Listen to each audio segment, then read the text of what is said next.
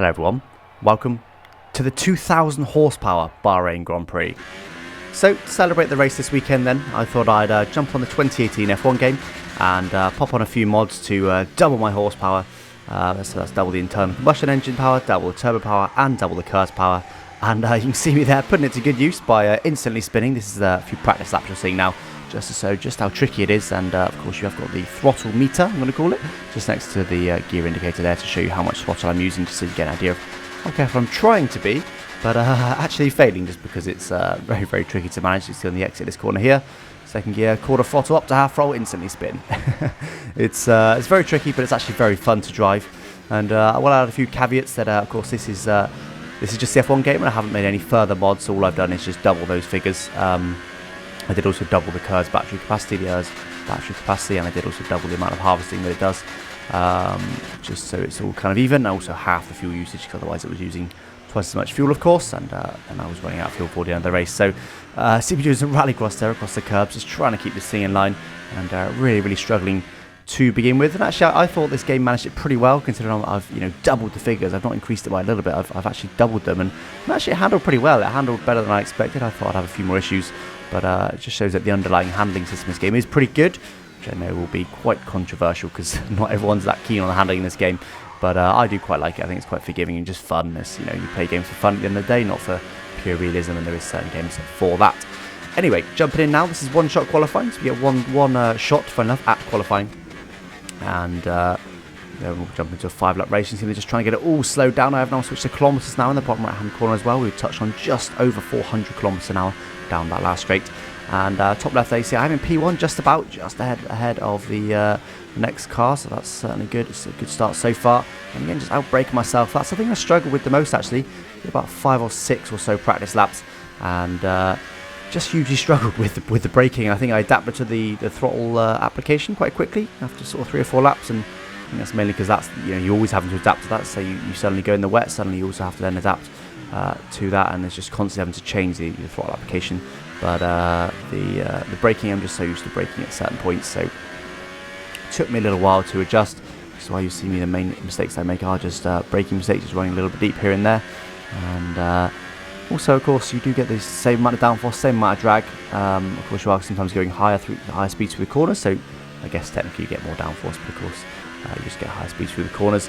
Coming to the end of the lap now, we are actually still in P1. We're just about heading for pole, just slightly up on, I think it's our teammate just behind, but oh, we've outbraked ourselves massively there, all the way off the track, miles off the track, nowhere near our apex there. And I think I just forgot I had extra speed, just braked at my normal point, which just pushed me massively, massively wide. And I believe that was P3. It is indeed, as Max Verstappen. P3 on the grid then. Reasonable result, 4/10 off, but I think it would have been pole without that little mistake at the end there. So a bit disappointed, but not a bad result considering. And just a bit of a brain fart for me really to break at my normal point. So here we go then on the grid for the Bahrain Grand Prix. As I said, 5-lap race. We have got Daniel Ricciardo just up ahead. We have got Sebastian Vettel to our right and Valtteri Bottas to our rear right. And waiting for the lights to come on now then. 5 lights, just building up the revs. And away we go then, so dropping the clutch at pretty good pace, quite a lot of wheel spin on the start there, just managed to, oh no I haven't though, I've actually had a half spin there, all the way around, of course, absolute carnage, and I have actually turned off damage for this race, and that's probably why. Didn't quite see that level of carnage coming, and let's have a look at some replay, and there we go, so we're cutting right across everyone and just causing absolute mayhem, cars all over the place, and just slotting through them there after my spin. I got quite lucky to not get completely spun around, or rather get spun around and then hit back again. This will be a better view here. Lots and lots of wheels. You can see there, I thought I caught it there, and then just snapped around. I think my tyres are starting to overheat. Again, luckily there's no damage, or I think there's about 7 cars involved with that, and I think at least half those would have been out of the race, so good job I turned off damage. But anyway, up to P13 now. Just about halfway through the first lap, we've got Carlos Sainz in the run-up just up ahead. So this is very much a damage limitation race now. Let's try and get to the points and see what sort of result we can maximise from this after that pretty awful start. And you see very, very close to Carlos Sainz here, going to get some nice sort of slipstream with these higher speeds. And coming to the final corner, trying to outbrake him up the inside, but oh, actually end up going for a double move there, making it stick actually on Sergei Sorokin in the Williams. I think they just braked a bit earlier than I was expecting, so I braked at my normal point, ended up diving right up the inside of both of them. So I will most certainly take that. And up to P11 now, there's just one place outside the points. You can see Lance Stroll and Charles Leclerc just battling up ahead. And one thing I found with these this more power, you get higher speed, which also means that there's more drag, which also means that the slipstream effect is much more powerful, as is the DRS, just because you're going faster, you've got more drag. So once you reduce that, it's a bigger difference. And Charles Leclerc up next, as I said, for a points paying position. And I found also that this Red Bull is very, very good in the midsection in the high speed corners. You see there, going to have a look at the inside, going to dive up this inside, braking very late, getting it all slowed down nicely, hit our apex and get a nice smooth exit.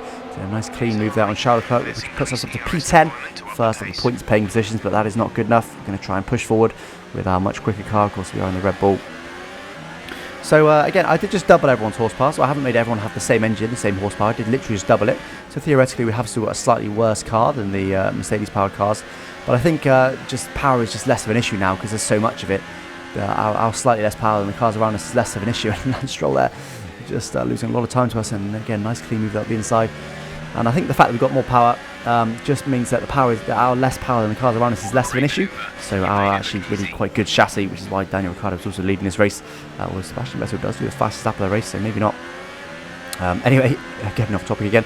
I think our chassis is helping us around the corners, and the high-speed corners particularly. We're getting huge amounts of the car around us. And you see there, Lance Stroll coming back at the outside of us there. We do manage to outbrake, and can we get also down just about keep on the track down to first gear, get back on the power to try and get a claim our apex first, which we managed to do. And that keeps us ahead of Lance Stroll. Kev Magnussen's up next, and we've got a little bit of gap to him. Looks like probably just over 2 seconds gap to him. So a little wait, but we are on lap 3 of 5, so we've got a couple of laps left to go after this one. So we need to push very hard now, 2.4 seconds back on Kevin Magnussen as it stands. And yeah, as I said, just need to try and push hard. I want to try and push ahead and ideally be best of the rest. The top teams are probably going to start pulling away, looking on the mini-map. Actually not hugely, look. So you've got a Red Bull, a Ferrari, 2 Mercedes, and then is that a McLaren in P4 there? P4? Yeah, it was P4. Oh no, sorry, P5 I think it is. So interesting now. I did of course take out a Ferrari, so they are behind us. That's a bit unfair in terms of that. But McLaren, they're actually not falling too far back from Mercedes as it stands. So for some reason, maybe that increased horsepower has just helped the McLaren. For reasons that are as yet unknown, this mod are clearly just shaking up the order ever so slightly. Potentially, well, I think it was quite accurate mod of the figures, so not too sure what's going on there. But you know, McLaren are having a good race so far. Closing on Kevin Magnussen now. Then we've gained quite a bit on him in that midsection. We were 2.4 seconds back at the third away through the last lap, and now just 1.1 seconds back. So we're battling quite a bit here. Actually, looks like there Kevin Magnussen just got a clean pass. Stoffel Van Dorn, yeah, outbreak himself once again there. But yeah, he just got a clean pass there. So again, I think the higher speeds in the DRS is more powerful, and the slipstream is more powerful, and they were able to just get straight past there and didn't need to battle. So hope that's a good omen for us. Better get past these guys who are now on the penultimate lap then. Oh, bit of oversteer there, pushed us all the way off the track. And what is the gap now? It's now 9 seconds. We have gained 1.5 seconds over that last lap, so we are significantly faster than the cars around us. So just about getting nice clean overtakes, and we should hopefully be able to claim P7 nice and comfortably. Maybe even get after P6 if we're lucky. But again, just trying to get some DRS in. Were we within a second of that last count? Yes, we were. In the bottom right there, you can see we are going to get some DRS. Lots of oversteer on the exit, though. I find the AI have probably effectively got traction control. Of course, they are AI, so they are traction control. They are a computer. So I find that they do, with the slower corners, they do tend to get quite a bit of a better exit than me. Just again, I probably played a bit more. I could probably adjust a bit more. And that wasn't a great corner. Could have taken quite a lot more speed through there. And nice and close to Stoffel Van Dorn here. There we are going to go to overtake as deployment mode. Right up nice close behind him, so we are probably going to have a look up his inside, going to dummy to the outside and dive up the inside, braking nice and late, but very, very nearly hit Kevin Magnussen then, which pushes us very wide. We outbraked ourselves massively there, which unfortunately has given Stoffel Van Dorn a free position back, but we do get the DRS again at least. So now we've got it all to do on this final lap, and I think that's put paid to our hopes of a 6th position. But outbreaking Stoffel Van Dorn, diving up his inside, and also down. Can we keep on the track? Yes, we can, just about. But he's still running outside, so we need to squeeze him out there, and we've managed to make that move stick up to P8 there. And that was a pretty good move there. I think quite opportunistic. I didn't expect to be able to go up his inside, but just braked up my, well, potentially I braked myself a little bit. But they just braked hugely early there, Stoffel Van Dorn. That was a bit strange, but we'll certainly take it. Effectively not a free overtake. We did have to earn that, didn't we? We try and fight back, but we do manage to keep it. Kevin Magnussen then, I think he's our realistic last chance. Yes, we're not going to catch P6. The force in the up ahead is going to be just out of our reach, unfortunately. So it's all about Kevin Magnussen then. Can we catch him? We are going to get some DRS, but again, we probably will get a worse exit than him. Oh yeah, you see that little snap of oversteer, a bit too much wheel spin. Open DRS though, up to 340, 350, 60, 70, nearly 375 kilometers per hour, I think that was, down the back straight, which is speeds that even F1 cars don't reach, even places like Baku with a hugely long straight, or Monza, the temple of speed. And they're diving on the inside of Kevin Magnussen there. See the downforce of our Red Bull just helping us hugely on the previous corner, in the 6th gear corner. Able to, looks like that is going to be us nicely comfortably in P7 then. And although we do outbrake ourselves a little bit, which puts on a bit of pressure in this race, but I think we will still be okay. We will indeed. And there we go, then P7. I think that's pretty good damage recovery there. Damage limitation rather. Pretty good recovery from that absolute carnage that we caused at the start. That's confirmation of the result. We're in P7. Teammate actually ended up winning the race. He did a 23.8. We did a 24.2 fastest lap. So we're only about 4/10 off or so for the fastest lap. So not too much actually, considering we had traffic for most of the race. So I think without that rather catastrophic mistake we had at the start there, we probably would have been in contention for the lead. But anyway, I hope you enjoyed that video. I think that pretty much wraps it up. Do drop a like if you enjoyed it, and don't forget to subscribe if you're new, and I thank you for watching. Bye bye.